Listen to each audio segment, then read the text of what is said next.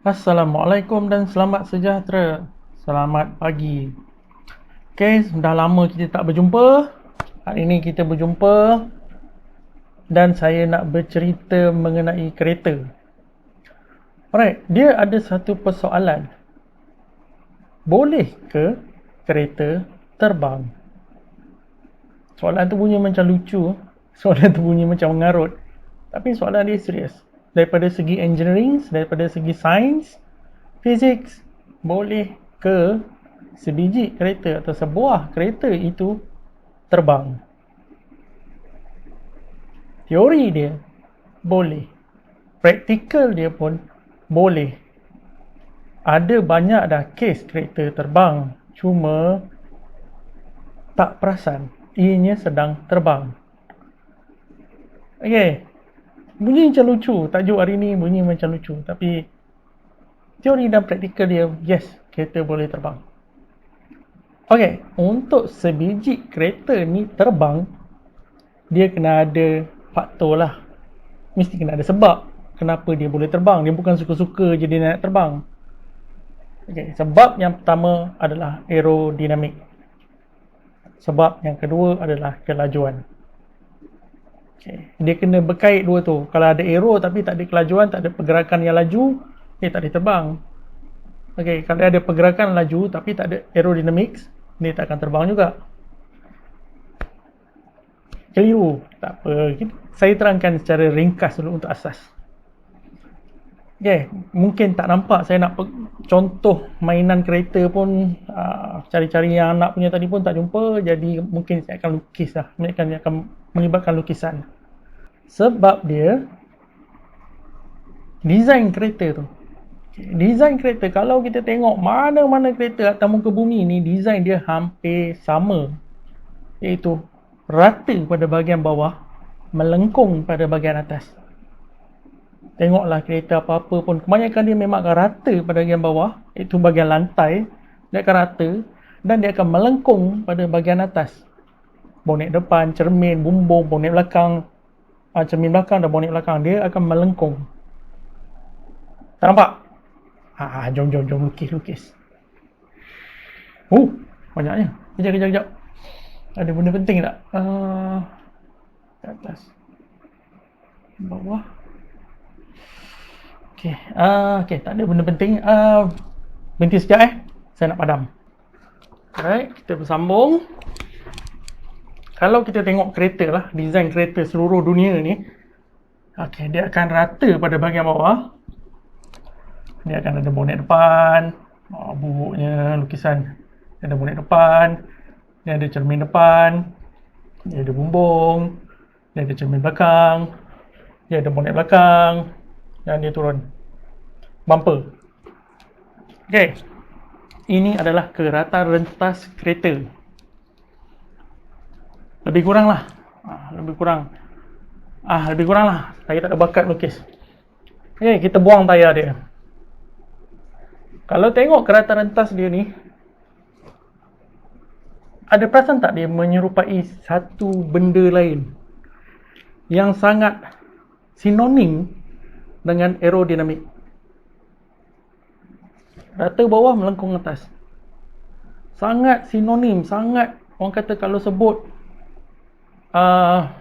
benda ni aerodynamics ataupun aeronautic, aerospace, memang kenal sangat dia orang. Okay, bagi yang tak tahu, ni adalah design yang sama dengan benda ni. Okay, dia rata pada bahagian bawah dan dia melengkung pada bahagian atas. Kalau nak cantik, dia sini pun dia melengkung sikit lah. Macam tu. Siapa pernah tengok benda ni?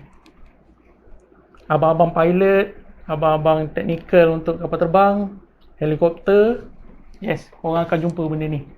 Kenal sangat-sangat. Ini dipanggil sebagai airfoil, ataupun juga dipanggil sebagai airfoil. Okay, rata bawah, melengkung atas. Benda ni kita akan jumpa dia pada sayap kapal terbang. Ni adalah bentuk kerata rentas sayap kapal terbang. Lebih kurang kereta, kalau kereta-kereta canggih, dia memang akan tirulah design ni. Dia akan tiru. Okay. Jadi kalau kita tengok kereta Rayap Marhain, yang biasa yang kita jumpa atas jalan raya, rupa dia lebih kurang sama. Okay. Jadi apa kaitan sayap kapal terbang dengan kereta? Aerodynamics. Sebab sayap kapal terbang ni lah yang membuat sesebuah kapal terbang tu terbang. Okay, dia terbang. Dia mengada daya angkat untuk angkat kapal terbang tu terbang. Jadi tak heran lah, tak pelik lah kalau kereta ni mempunyai daya angkat juga, sebab design dia hampir sama. Biarpun tak 100% tepat, tapi design dia hampir sama. Melengkung kat atas dan rata kat bawah. Kita pergi basic aerofoil. Macam mana aerofoil ni boleh menyebabkan atau boleh membuat sesebuah kapal terbang tu terbang. Okey, dia menggunakan konsep kelajuan dan tekanan. Dia ada satu formula, saya dah lupa. Bernoulli equations. Saya dah lupa. Okey, dia macam ni. Apabila kapal terbang tu bergerak ke depan, sayap ni akan langgar udara. Sebab dia lah udara ada kat sekeliling kita, dia akan langgar udara. Jadi udara tu yang pada bahagian bawah dia akan jalan lurus lah. Jalan lurus. Tapi pada bahagian atas dia akan jalan melengkung.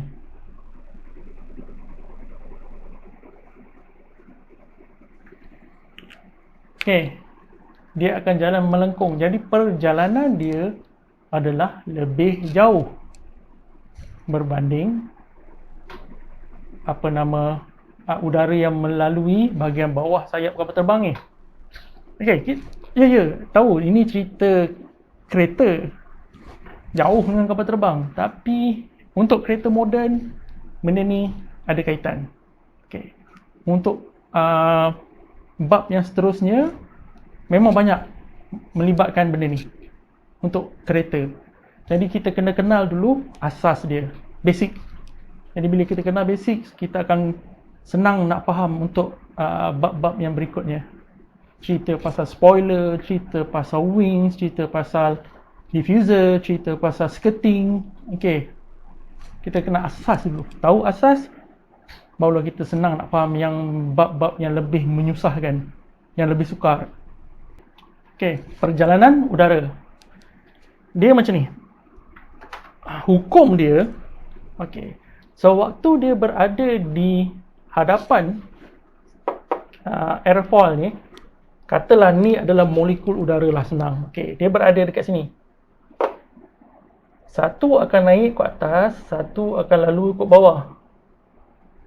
Yang atas ni dia kena kejar yang bawah ni, sebab nanti sampai dekat ujung dia akan bertemu balik. Okey, dekat ujung ni dia akan bertemu balik. Dekat depan dia bertemu, naik dan sampai kat sini dia bertemu. Itu syarat dia. Jadi oleh sebab perjalanan dia ni jauh berbanding yang bawah, udara yang kat atas ni dia kena bergerak lebih laju. Okey, lebih laju itu satu hal. Ketumpatan udara itu akan menjadi lebih rendah. Disebabkan jarak molekul tu akan menjadi lebih jauh. Okey, contoh dia. Katalah kat sini ada satu molekul, sini ada satu molekul, sini ada satu molekul, molekul udara lah. Atom atau molekul lah tadi. Ada molekul udara. Okey, kat sini. Seperti yang saya bagi tahu tadi, sini dengan sini dia akan ada satu. Sini dengan kat sini dia akan ada satu. Sini dekat atas dia akan ada satu. Sini dekat sini dia akan ada satu. Sini dekat sini dia akan ada satu. Garis lurus lah ni. Saya perlu dengan tangan ni. Agak-agak nampak macam garis lurus lah ni. Okay. Kat sini kita boleh tengok jarak dia lebih kurang dalam 2 jari lah. Okay, 2 jari. Kat sini dah lebih daripada 2 jari. Kat sini masih lagi 2 jari, kat sini dah lebih daripada 2 jari. Jarak molekul udara dekat sini lebih dekat berbanding molekul udara dekat sini. Okey. Jadi jarak molekul ni adalah lebih jauh berbanding molekul yang berada dekat bawah. Saya kena ada satu contoh ni. Sekejap. Okey. Apa kaitan jarak molekul yang jauh dengan molekul yang dekat ni?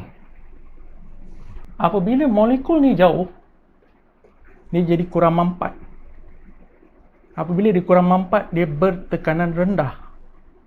Okey, contoh dia kat sini Ni ada satu picagari. Kalau saya tarik, tekanan dekat luar dengan tekanan dekat dalam dia adalah sama. Sama ketumpatan udara dia. Tapi apabila saya tutup dekat sini dan saya tarik dia, udara yang kat dalam picagari ni akan menjadi kurang mampat. Okey. Sebab isi padu dia bertambah tapi kuantiti udara dia sama. Okay, kuantiti udara dia sama tadi, lebih kurang dalam 4 cm, 4 ml 4 ml. Tapi saya dah tambahkan ruang dia menjadi 8. Jadi dengan udara yang kuantiti 4 ml tadi, apabila saya tambah ruang menjadi 8, molekul dia akan menjadi jarak, menjadi lebih jauh. Macam inilah konsep dia. Molekul dia akan menjadi semakin jauh antara satu sama lain. Jadi, apabila saya tarik dia kat sini, dia akan menjadi bertekanan rendah. Okay, jadi tekanan dekat sini rendah.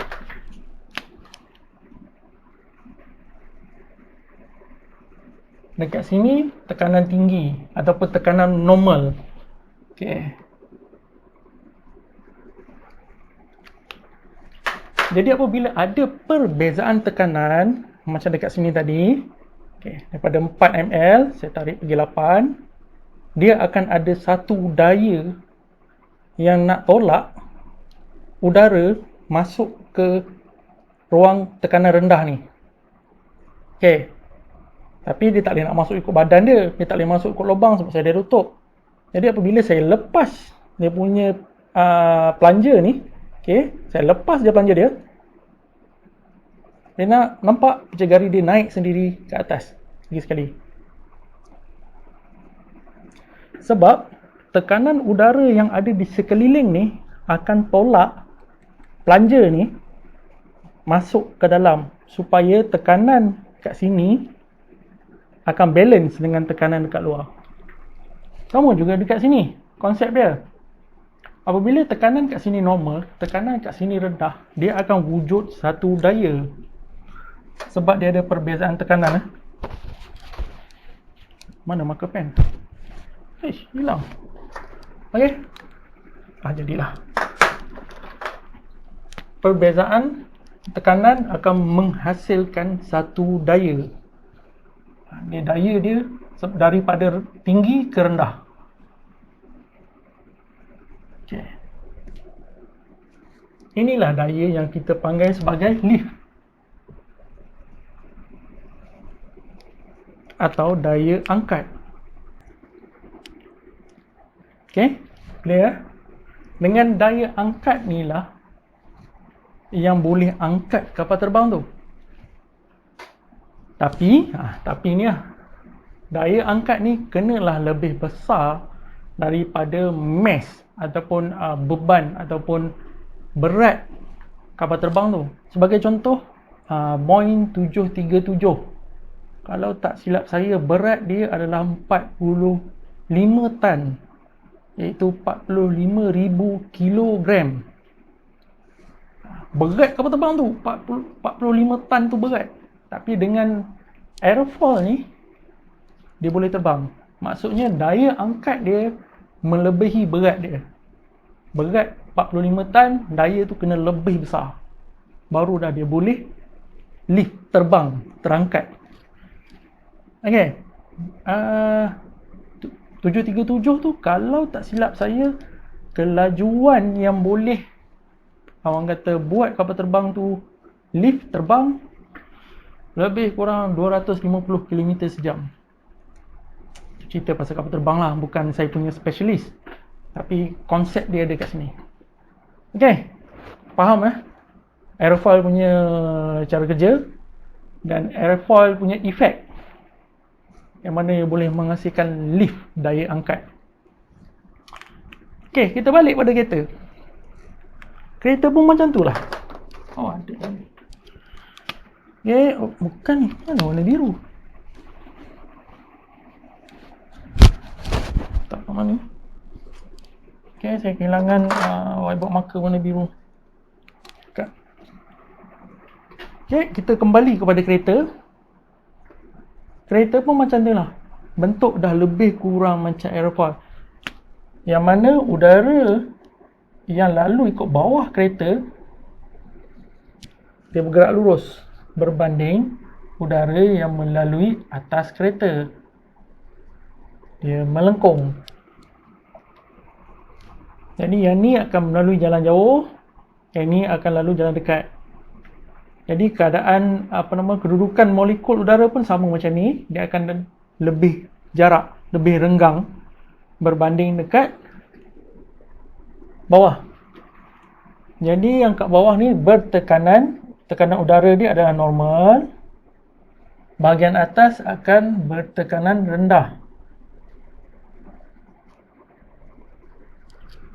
Okey, dekat sinilah terhasilnya lift dan ia angkat daripada tekanan udara normal kat bawah ni pergi ke tekanan rendah.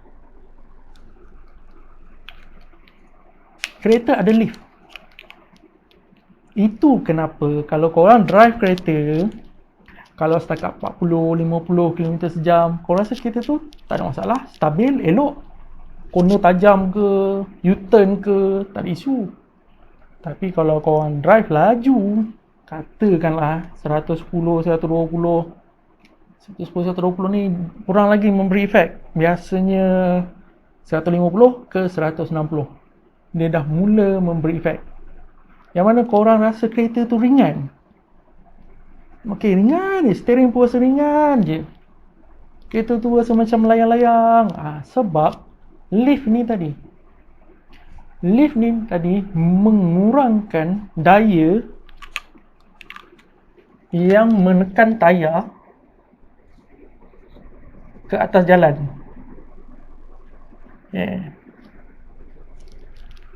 Daya ni berat kereta. Berat kereta akan tekan tayar tu supaya melekat kat jalan. Apabila ada lift, daya ni akan berkurang. Jadi tayar tu dah tak berapa nak tekan dalam jalan. Tu kita rasa ringan macam nak terbang.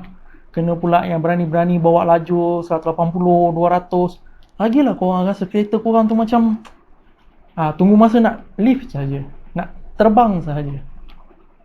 Okey. Ada kes kereta sebenarnya dah terbang tapi korang tak rasa. Yang mana yang pernah terlibat dengan kemalangan, yang mana kereta korang tengah bawa tiba-tiba lost control. Jalan lurus, korang drive laju, tiba-tiba kereta korang macam ditiup angin, lost control, berpusing, terbabas, terbalik, jatuh gaung, langgar pokok. Disebabkan oleh lift ni. Lift ni dia tak perlu angkat kereta tinggi. Tak perlu, dia tak perlu terbang macam kapal terbang naik sampai ke langit, tak perlu.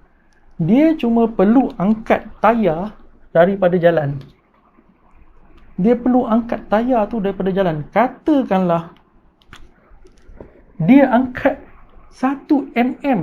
1 mm ni kecil sangat. Okey. Tayar dengan jalan, dia angkat 1 mm saja. 1 mm terangkat, korang dah totally lost control kereta. Sebab korang dah tak boleh nak corner, sebab tayar tak cecah jalan. Korang dah tak boleh nak brake, sebab bila brake pun tayar tak cecah jalan. Jadi macam mana nak control kereta? Itulah punca kereta lost control, hilang kawalan, terbabas.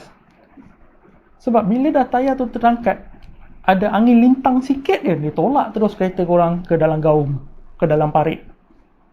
Sebab tayar dah tak lekat tak jalan dah. Okay. Jadi secara teorinya, yes, kereta boleh terbang. Tapi terbang dia bukan naik ke langit. Bukan. Dia angkat sikit je. Cukup. Dia angkat sikit, kereta dah totally lost control. Kenapa kereta tu tak terbang je pergi ke langit semua? Okay, sebab kereta dengan kapal terbang berbeza daripada segi pacuan. Kereta dipacu oleh tayar. Tayar ni berpusing, dia akan tolak kereta ni ke depan.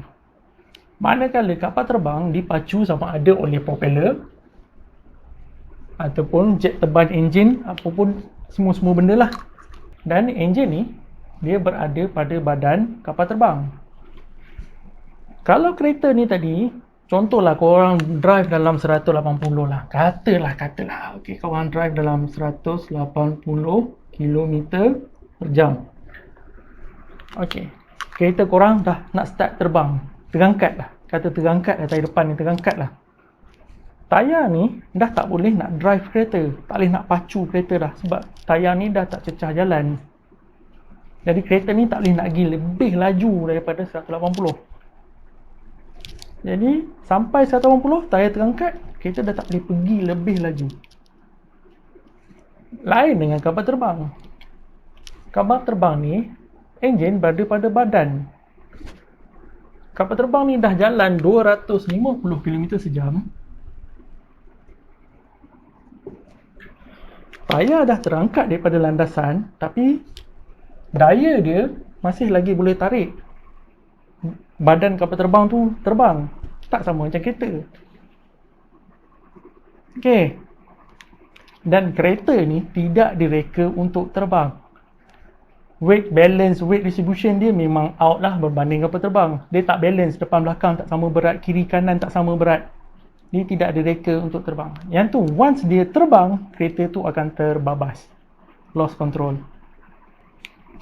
Saya ada contoh video yang mana menunjukkan kereta tu lost control disebabkan oleh lift.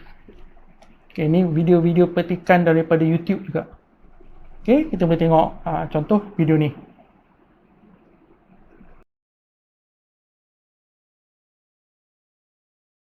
Ataupun video ni.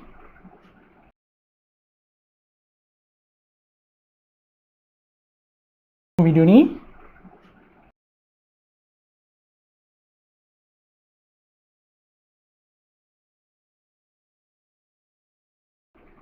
Ataupun video ni. Video ni onboard. Kita boleh tengok video onboard yang mana kereta ni dengan dalam kelajuan tinggi dia tiba-tiba lost control.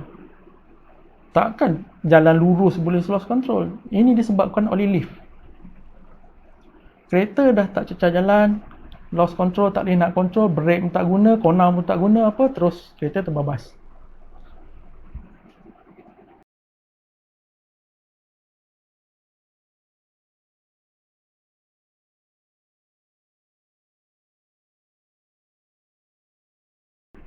Jadi kalau orang tanya, boleh tak kereta terbang? Teori dia boleh, praktikal dia boleh. Okay, terbang ni bukan terbang pergi ke langit lah, terbang angkat sikit je. 1 mm daripada jalan tu dah consider as terbang lah, terangkat lah dia. Jadi korang kena ingat bahayanya kereta ni kalau dia terbang. Okay, kelajuan boleh mendatangkan kemalangan. Hati-hati bawa kereta, jangan laju sangat. Right. Okay, ini untuk kelas hari ni. Basics dia cerita mengenai airfoil ataupun airfoil, yang mana dia sama design dengan bentuk kereta. Alright, dengan kita faham asas benda ni, kita boleh kenal atau kita boleh tahu macam mana spoiler, wings, diffuser, skirting berfungsi. Dengan syarat kenal asas dia dulu. Kau tak ada saja-saja kereta tu ada spoiler. Tak ada saja-saja kereta tu ada wings dan ada diffuser. Tak ada saja-saja skirting tu direka untuk nampak cantik. Bukan, dia ada fungsi dia masing-masing. Aerodynamics. Okay. Satu benda penting. Sebelum spoiler dipasang kat kereta, spoiler, kita panggil spoiler tu terlebih dahulu dipasang pada kapal terbang. Dekat kapal terbang ada spoiler. Abang-abang pilot, abang-abang technician kapal terbang, jurutera kapal terbang, diorang tahu kat mana duduknya spoiler kapal terbang tu. Yang mana yang biasa travel naik kapal terbang, korang carilah kat mana duduknya spoiler kapal terbang tu. Besar benda tu. Kita jumpa sesi berikutnya, cerita mengenai spoiler. Okay, cerita mengenai spoiler. Jumpa lagi.